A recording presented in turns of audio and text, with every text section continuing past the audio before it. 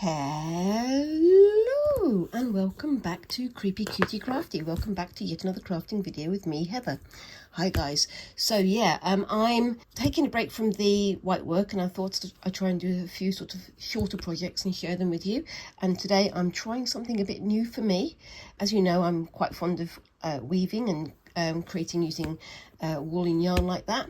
But recently I've been seeing a couple of clips on Instagram, in fact, of people doing some weaving techniques I thought I'd want to have a try at. So if you'll bear with me, that's what today's video is going to be all about. So I have got here for you one piece of cardboard. This is the sort of foam backing board that I used to mount my gold work piece, and I've got a little bit left over, so I thought I'd use it for this. So I've marked a line along here. I'll just move out the extraneous things. These are the yarns and things I'm planning to use today. And using my quilting ruler, I've marked out the length there, so it's kind of the height of the ruler. And I will do the same on the other side. So, I mean, that sounds a little bit weird. So how am I going to turn this into something when I'm using both sides? So I'll just mark across there. The first thing I'm going to be doing is I'm using my friction marker, so that white line is going to get more and more visible as it goes on. So what I'm going to be doing is creating a little pouch or a little pocket using pieces of cardboard. I've seen people using like corrugated cardboard. I just happen to have this left over from something that I was doing, so I thought I'd use it. And what they do is they put a line of pins here, weave around those pins, and then weave, which, you know, you can create just like a flat surface, or I've seen people cut out the shape from corrugated cardboard of like an envelope, then weave the shape of the envelope and then fold it into shape. I might have a go at that one in a future video, but yeah, you can see how that's got much darker even as I'm talking. But what I'm going to do is a fairly simple one so you can see what I'm talking about. So I've got myself some plastic head pins here. So what I'm going to need to do is I'll put my pins in my little receptacle over there so they don't go everywhere. They almost definitely still will. Get some pins out, and I'm going to start poking them into here. So down like this, try to make sure they don't go all the way through. I don't want them coming out the other side. And then along the line, just poke them in. It's gone through slightly there, but I'm going to just tuck it back in again on this side. It's not too much of a problem so long as I don't go all the way through. There's no need to push them all the way through. Try and do it sort of fairly perpendicular to the surface of the cardboard. I'm trying to evenly space. I should have maybe marked them out, but I'm just doing them an even spacing going all the way along. I'll just get these all put in place and then I'll be back with you in a second.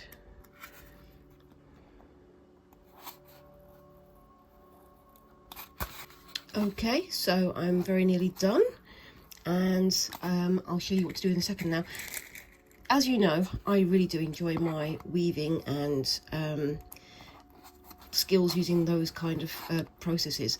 I've still got my pin loom upstairs, which I need to finish some bits and pieces with, but yeah, I just saw these bits and pieces on Instagram and on other places of people using much simpler, much basic process. I mean, this is essentially pin loom weaving with actual pins, but I'll show you what this is in a second. I just thought I'll give it a try and see how we go. Now, this end over here, there's a bit of a jump over, so I think I'm going to put one more pin in here right at the end and hope it doesn't go through. There we go. And I'm going to leave the other ends like that so it doesn't go through. You can see where that one has gone through there from the other side, but as I say, just here, you can see it's on both sides so that you can have that ready to go. And you don't want the pins going through because that will catch the wool as you're weaving. Now I've got myself some mercerized cotton here. I've got this for another task in a few weeks, but I'll be coming back to that in a while. This is mercerized cotton, which basically means it's treated to make it a little bit stronger. So you can see cotton mercerized just there. It makes it a lot stronger, makes it a lot more hardy. And I'm going to see if I can find the end to it, so just bear with me 1 second. Where's the end? There's the end. There we go. Is that the end? That's the end there. And with that one, I'm going to make a little noose, like a slip knot there. And this should mean that I can undo it at the end when I get to that point. So we'll see how that goes. And I'm going to put that, oops, I'm going to put that on the first loop here and pull it up nice and tight if I can. There we go. And then I'm going to pass that over. If I want to make it easier, I can make little notches down here as well, but I don't really think I need to do that. This is the first time I've ever done this, so you know, we're learning as we go. And pass it over and over, and there we go. Just keep it nice and even as I'm doing, like that. And I probably could have put the pins slightly closer together. Can you see what I'm doing? That's the question. Oops, wrong way. That way. I'm just going to pause it there and push those along slightly, just so they're a bit more evenly spaced and not all wonky. There we go. And back we go. And I can even them all out when I get to the end. And when we get there, oops-a-daisy, I'll get on to the next bit, obviously. Hope you guys can see what I'm doing. Putting the loop over, push it across a little bit, and then back over this way. Try not to do it too tight, but you know me, I always do these things too tight because I'm a bit weird about things like that. Anyway, so making an interesting plinky noise. It's a basic musical instrument, isn't it? There we go.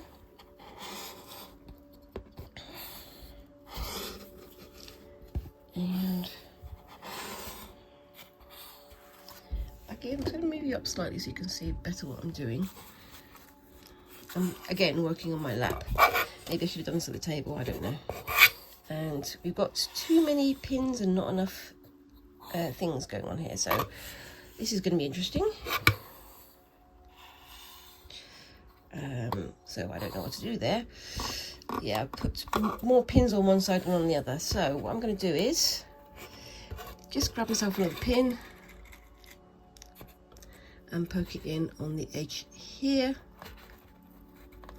Like I said, I should have counted them maybe or measured them out, I don't know. I was just playing around and seeing what happens and yeah, learning as I go. And then I'm going to bring that one up to there and pass it back around just so that it's got somewhere to go. And then quickly just, oops-a-daisy, snip the end off there and do my usual thing of tying it to the original stitch there. Okay, so get that nice and tight.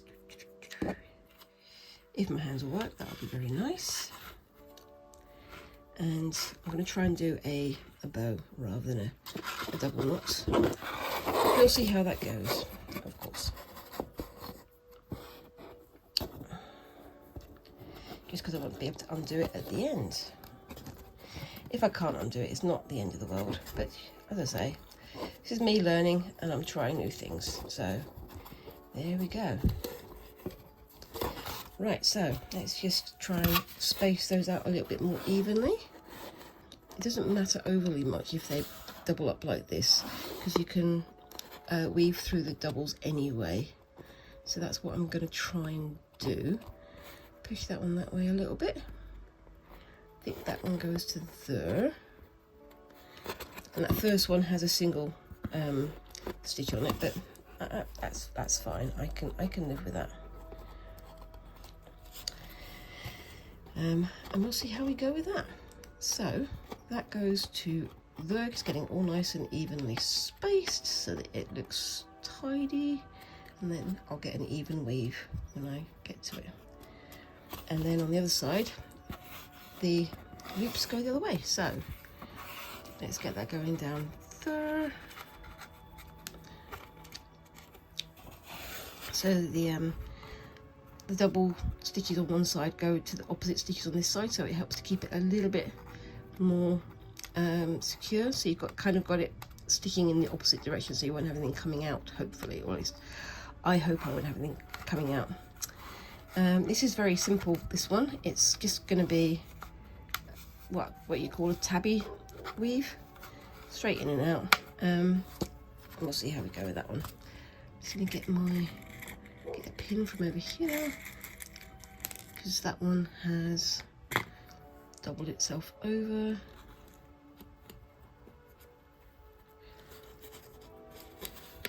There we go.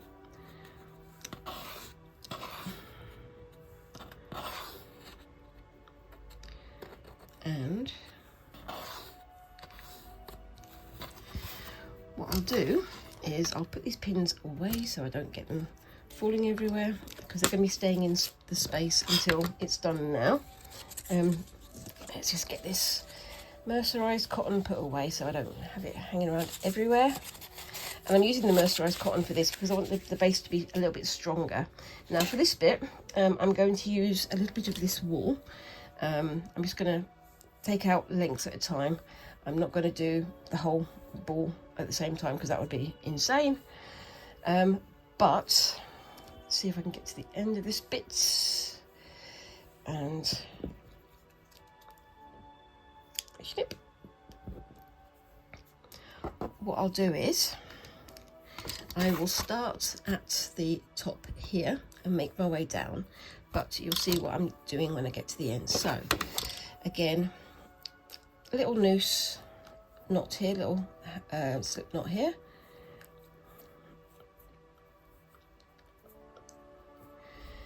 Put that round the first loop there, around the first pin rather, and then I can start weaving. So I'm going to come from that side and go down here. Oops, the dog next door is getting upset again. I don't know why the dog next door is getting upset again, but the dog next door is getting upset again. And then I'm going to start, oops a daisy. I was thinking I was going to be able to use this, but obviously not. So what I'll do is I'll get my very big darning needle, if I can, my chenille needle. My gosh, why is it not coming out?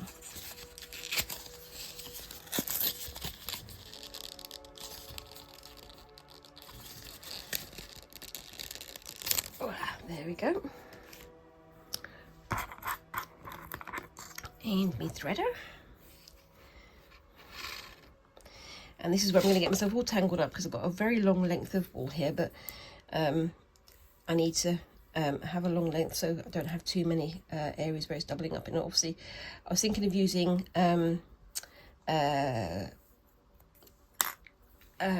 variegated embroidery floss or something of that nature, but you know, use whatever you like. And then I'm just going to start weaving through. Now I don't have a comb to knock it back with, but I can just use my fingers, or I can use my needle, or I can use whatever else. Oh my gosh, there we go. Push it all the way to the top. Actually, I think I may have done that wrong. I'm going to go back, shall we, because I did that wrong. So,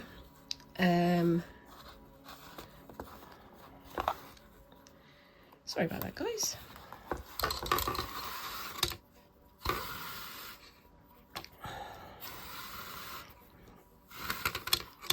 So, for the first one, go over that first pin, go down to the bottom here. my gosh, I'm getting so excited. I've got over the first one. So, I'll show you again. Sorry, I went off the screen then. So, I'm tied around here. Go around the side where we've got that first loop with only the one thread going through it. And then I'm going to pass the first lot of yarn over there. Go down to the bottom here, like that. Pass it under. And then hold it with my finger there. And then start weaving. Now I did up to the top first, which I shouldn't have done, and I'll explain why when I get to the top again. So getting the first weave in there, putting it right to the bottom like that,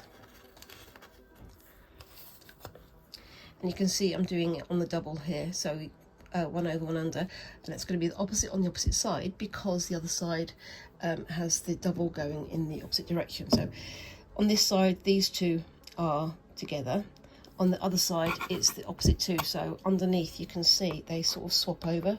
So I'm going over two here, and on the other side it's going to be going over these two, so they'll match each other. I hope that makes sense. It's a bit complicated to try and explain, but it'll make sense when you get to it. But basically you're trying to get the weave going in the opposite, in the different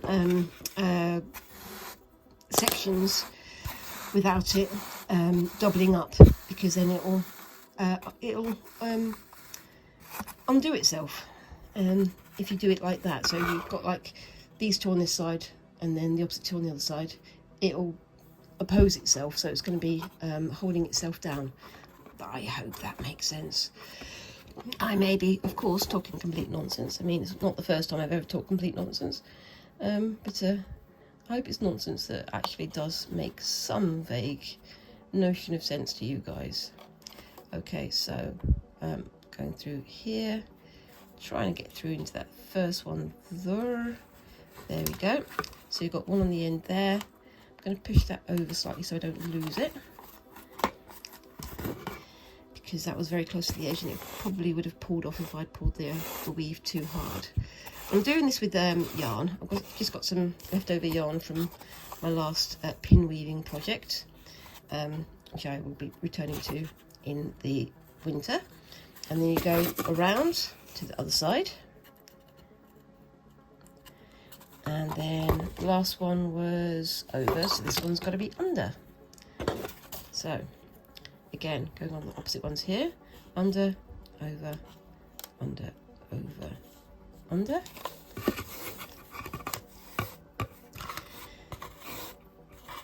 And I've seen this done with various like patterns and things, and I'm thinking that after I've done this one on screen, I'm going to do another couple off screen. So I've got some pictures to show you at the end, and I can talk to you about what I did with those next week. I think quite a lot of this is going to be done off screen today because there's a lot to do here, and I want to make sure that, you know, I don't repeat myself too much. I just thought I wanted to give this one a try as a change from my usual stitching. And yeah, there we go. Pulling that through. I have not yet, which is quite a miracle really. It's going to knot at some point. I'm not going to tempt fate too much, but we'll see how we go. Then push that all the way to the bottom. If it goes over the bottom, that's fine, because at the bottom there is, oopsie daisy, that little gap there that you want to fill. So as I go, I'm going to push them over as we go. And then on we go. There we are. And that goes over there.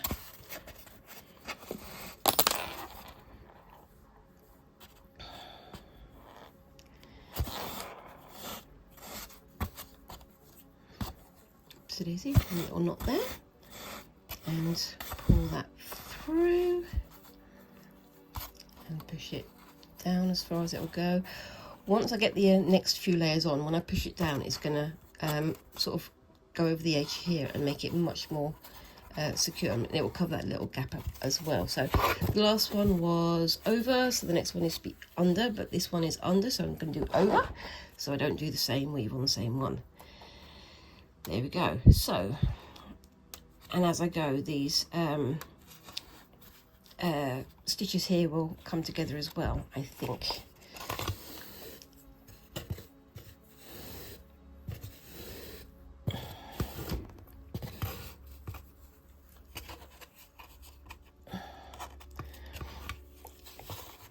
Pushing it down, and then continue. Yeah, I was thinking of using my latch hook for doing this, but obviously it's very, very close to the thing. If I was using a looser weave of thread, I could probably have used my latch hook, but the chenille needle is fine. So just got to keep going with it.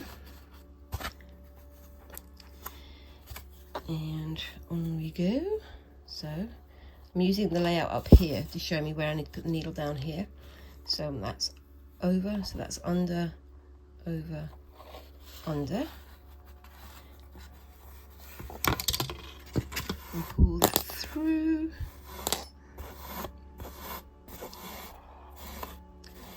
like so. Just keeping that on the surface there for the moment.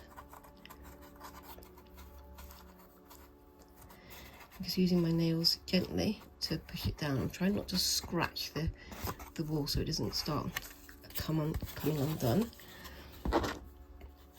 That one was under, so this one's got to be over.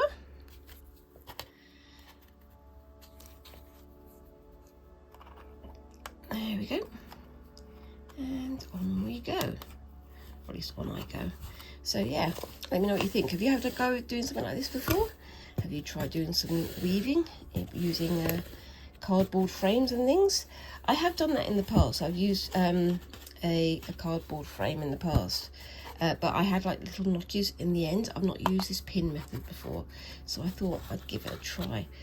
As I say, one of the things I do love to do is weaving, and I thought I'd see what I could do with it, and I might, as I say, try and do some different shapes. So rather than just using a square top, use a looped top, like a curved top on one side, and then I can weave and have it as a flap to go over the other side. I've seen that done, and I might do that off screen and then come back to it with you guys next week. Next week I'm hoping to get onto my sort of freestyle stitching project. I'm still doing the sashiko project behind the scenes. However, the last bit I've been doing, the bit under the base of the bag, is taking me a lot longer than I thought it would be. I'll give you a quick look at that in a bit, but I'm still doing that off screen, so I thought I'd give this a go. So that one was under, so this one's going to be over and then under. Okay, so keep pushing. As I say, keep pushing those down so that that first one will eventually go over the end, and that'll just cover that. And as I go on, I will keep going. That's going to be under, so that's going to be over, but this one's over here, so I'm going to go under, and then that should start bringing the threads together on this side. So pushing those two together like that. But it'll make much more sense once I get to this end up here. But yeah, I thought this was a simple idea. So what I'll do is I'll keep going with this, and I'll be back in a bit to show you the next bit. So, because I mean, this is fairly simple weaving, and you've seen that before. But I'm going to keep going with it, and I will be back in a bit. So I'll see you in a bit. Bye bye. Okay, so I'm back, and you can see I've gone through this. There's a few little sort of drop stitches and loops and things anywhere, but as I say, this is my first attempt at doing this, so I'm getting used to it. And yeah, the one thing I forgot to say at the start was with these pins, try to make it an uneven number. There's 31 pins going around, so there's 31 loops, so you get like an even weave. I missed that down here, but up the top I've sorted it out. Hopefully when I pick it up, this thing won't immediately all unravel itself, but we'll see how we go. And also about halfway up, I decided to double up the yarn, just so you got a bit more of a visible weave on it, just because I like that. That's just my personal preference. And as I'm getting closer to the top, you can see it's getting a bit harder to get my needle through. So I'm sort of doing a few stitches, bringing my needle out, and then doing the rest of the side before I pull the needle through. And I hope this is all making sense to you. And now the reason why I didn't start at the top, you'll find out in a second, because if I take these pins out, this is all just going to come unwoven, and I've got these loops. I need to stop the loops from coming out. So I will continue around on the other side in a very strange accent for no reason, and just got the last 2 rows here to do. So just trying to make sure I get the weave. In a couple of places I've messed up my weaving, but like I say, it's my first time doing this, and I'm getting used to it, and I'm learning, and the next one will be better. And of course, you guys, if you know how to do this better, feel free to let me know down in those comments. And the weave it's getting is actually quite nice and even. I think this sort of topaz coloured mercerized cotton actually looks really nice. And you know, this is stitchable, so you know, once I've got it all finished, it's going to be stitchable. Hopefully it's going to cover up this bit at the bottom, but we'll see how that goes when we get to it. Again, I am learning the process. I am learning, guys. I should get that made into a tissue, really. Into a t-shirt, shouldn't I, really? I am learning.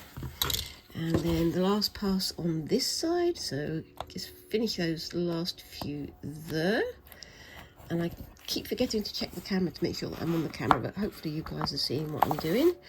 And I hope you guys don't mind a change from the usual schedule. It's one of those things where we're in the middle of the summer holidays, so Squinks is at home before they go on to their next bit of learning. And as I'm going, I'm sort of trying to pick up as much time here and there to do the things that I need to do for the channel, like my pattern designing and all these other bits and pieces as well. But it's just so busy at the moment. And every so often, Squinks turns around and goes, "Mum, I'm bored. I want to go out and do this. I want to go out and do that." So obviously everything gets dropped, and then we go out and do whatever entertains them for an hour or two. So yeah, I'm just playing catch up. Right, so we're on the last sort of level here. So we've finished up at the top. And so rather than going over and under as I did before, I'm now going to go in through the loops and out again. That way I won't lose the weave on the top here. So it's just, so that one was over under, over under, over under, and just trying to get it going through. This is going to be a little bit of a slow bit. I hope you don't mind the funny noises of the pins on the table here. Again, I'm doing this on my lap just because my back is still not great. I'm going back to work tomorrow. My back is better enough that I can go back to work, but I'm still a bit full of trepidation, because I'm worried that my back is going to go at me again, and I'm going to wind up having to have another month off work, which is not what I want to do at all. Apart from anything else, it does also impede my my sewing. So, you know, as well as trying to get up the energy to take Squinks out to do entertainments, I've also got to try and find the time to rest so that my back can get better. And unfortunately, sometimes when I'm resting, I can't do my sewing because I have to sit in a very awkward position sometimes when I'm filming, so that I can sew. It's all these things add up to a lot of pain and not much time to heal. But yeah, I'm hoping that I can get back to work tomorrow. I've done my return to work email to my bosses. and I hope that I can actually be useful again. Now, I'm going to get to the other end here, and I will do the other side. So I'm probably going to come back in a few seconds once I've got round to the other side, and then I'll show you what I do next. So it's going to go quiet for a second, give you a bit of a break from my yakking up at you. Back in a sec. Okay, so I'm on the last little bit here, and I've just got to get in there into those last little pieces of stitching, and that's me through. Now I could go back the other way and just bring my needle back in from the other side and stitch through there, but that's basically just belt and braces. And as this is kind of my practice test piece to see how the process works, I'm not going to be too uptight about it. So I can then bring this around to this side here, find the ends of all my stitches there, and start bringing them out. So that was tied onto there, so I'm going to take that pin out and put it into my pin pot before I stab myself by accident. Let's put that over there, and then just bring that through, and all I'm going to do is a quick and dirty knot just there.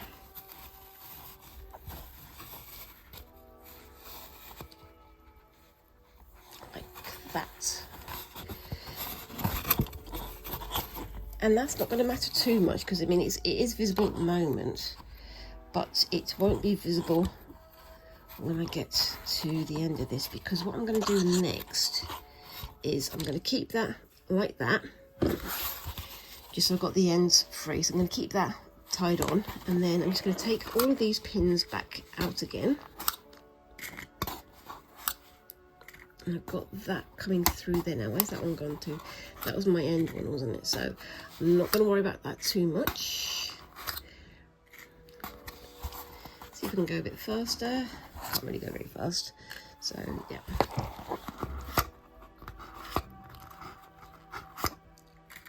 I don't need to use the pins anymore after I've done this. So I'm going to take them, the pot, and put it somewhere safe, so I don't, again, stab myself and drop my pins everywhere.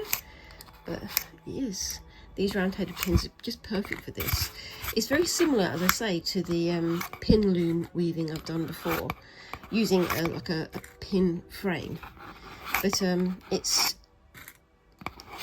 interesting to sort of weave exactly the shape that you want, rather than having to cut down fabric or to do other bits and pieces like that.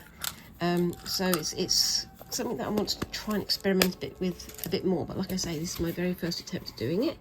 And then just scooch it off there. Let's see if it's going to come off.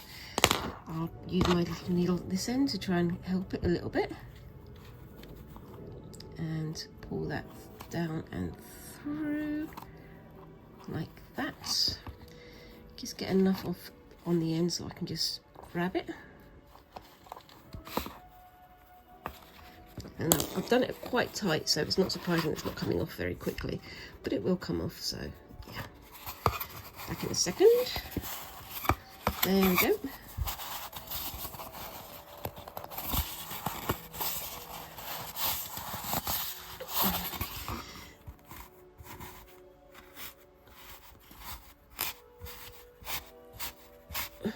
There we go. And that's my lovely little pouch just made, and I can just sort of scooch it around and see if I can make it a bit tidier. So I'm just going to put that on the side. I've still got this, so I'm going to put that over there for a minute and then come back in with some fabric. So I'm going to make a lining for my little pouch, and again, it's the easiest way of doing this, I think. Again, I've not seen anybody else do this, but I'm just trying this out, see what I can do. So I'm lying it over my little template thing here, giving myself quite a lot over here so I can fold over a hem. And I'm gonna, oopsie-daisy, just snip that there,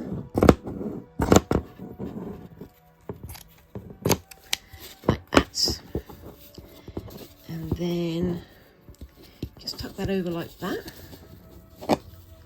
oopsie-daisy, fold that over, try and get it into a nice sort of straightish line at the top, so that is lining up with that there. Keep snipping down this end and snip that off there. So it's very rough and ready. It's not very well measured. It's not measured at all, in fact. So I've got my piece there, turning it inside out. I'm not going to worry about the creases for now. Again, coming back to here, fold that back over, and I'm going to get some of my little clips, my little quilting clips, and I'm going to, oopsie-daisy, just do a clip there, and a clip, oopsie-daisy, try and get this nice and flat. I'm going to do a clip just on the corner here. So I'm going to keep that like that for the moment. And a clip here so it doesn't slide down. And then I'm just going to come back in a second with a needle and thread, so bear with me 1 second. Okay, so I've got myself a needle and thread ready. I've just done a knot on the end. I'm not going to do anything fancy here. So I'm starting at this corner, pinching as I go, and doing just a simple running stitch to get it together. And yeah, hopefully using this template will make it easy for me to do this without having to measure and cut and things. So it is very, very Keith Robinson. It's very higgledy-piggledy, but you know, that's what I like. I thought I'd give it a try, and of course immediately I've got a knot. I didn't even use that long of a thread, so why is it knotting? My gosh. Come on, behave you. Let's see if I can sort you out. There we go. And I didn't even choose the thread colour here. I just literally picked the first reel of thread that was, you know, visible to me when I went over to my crafts collection. So yeah, maybe in future versions of this I'll do much neater stitching. Like I say, with the wool pouch, you can do things like embroidery and other, you know, decorative stitches on it and things. So, you know, you do it the way that you want to do it. That's, you know, what these crafty videos are all about. It's all about, you know, making things your own, not just copying everybody else. And having your own ideas and inspiration so you can, you know, create things that have meaning for you. It's interesting, isn't it? It's like I know that there's a lot of people who say, oh, you should do this, you should do that. It's like with the white work piece that I was doing, oh, you should do XYZ number of stitches, you should do blah blah blah. Great, that's fine. You do that one, you do it the way that you like to do it, and I'll do it the way that I want to do it. Yeah, feel free to call my way wrong, but it's just the way that I've chosen to work.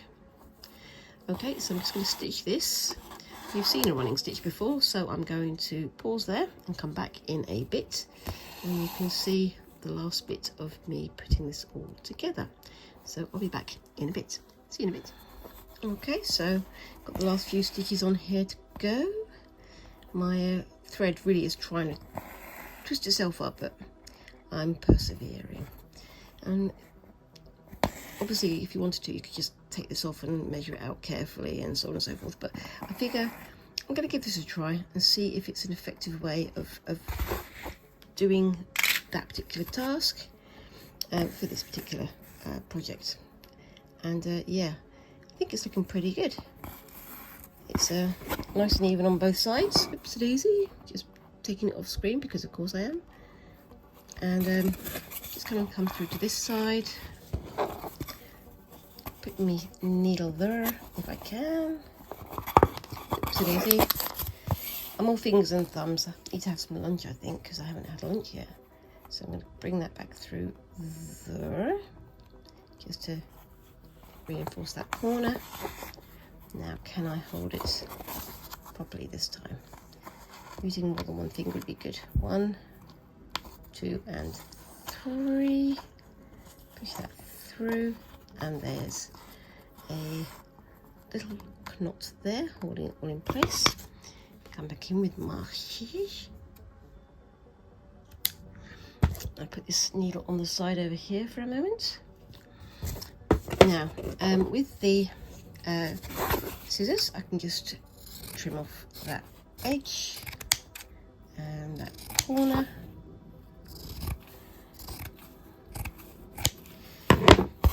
I do love this fabric, and I haven't really had the opportunity to use it. So that just slides off there. And I'm not going to turn it inside out because this is going to line this little pouchy thing. So I'm going to poke that into there. Obviously the pouch has shrunk a little bit. What I've done is I've just woven in those ends of thread there. So I'm going to put my hand inside the pouch, I think, and try and do it a bit more carefully there. Now, you know, you can tell that my lining is an awful lot longer than the pouch itself. That's fine because, oops, so you can see I've got a bit of a squiggle there where it's coming off, but that's fine. I can live with that. So if I double that back on itself like, oopsie daisy, like that, push it back in over again, just make it nice and tidy, bring those ends in nicely, just double it over, and on that side too, and then oopsie daisy, I'll put my hand inside again, double it over there, and just sort of tuck it over. Oopsie daisy, it's all trying to unsquiggle, that's fine. I will re-squiggle it later, and again, squiggle is very much an official word in my vocabulary, and I can tidy that up and then do a quick stitch all the way around the outside edge, and that's my little pouch finished. It's quite nice. I'll do a quick stitch on that on the edge, and I'll do a photograph of that for the end. And like I say, I'm planning on coming back into this and doing some other shapes and sizes and things. I don't know if I'm going to get one done this week, but I might bring one into next week's video. So I'll won't make the whole video about doing this next time, but I'll finagle things. I'm getting quite good at finagling things.